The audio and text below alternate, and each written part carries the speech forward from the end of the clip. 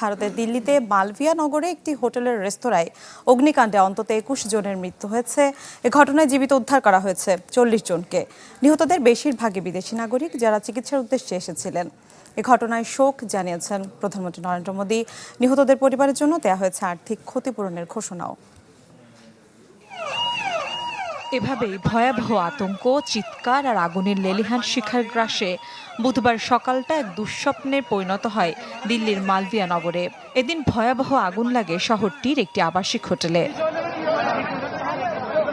প্রাথমিক তদন্তে জানা গেছে, হোটেলের বেজমেন্টে অবস্থিত একটি রেস্তোরাঁ থেকে আগুনের সূত্রপাত ঘটে।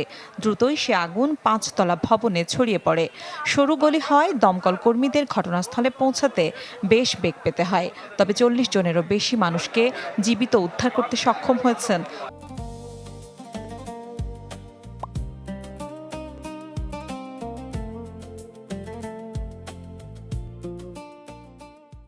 উদ্ধারকর্মীরা। তবে ধোঁয়ায় দম আটকে এবং পুড়ে অন্তত 21 জনের মর্মান্তিক মৃত্যু হয়েছে, যাদের অধিকাংশই বিদেশি নাগরিক।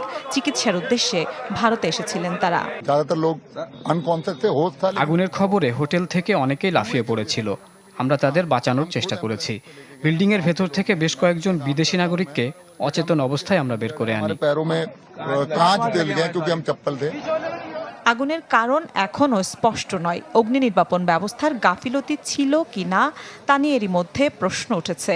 দিল্লি পুলিশ জানিয়েছে, হোটেলটির সুরক্ষা নিয়মাবলী ঠিকমতো মানা হয়েছিল কিনা তা নিয়ে কঠোর তদন্ত করছেন তারা।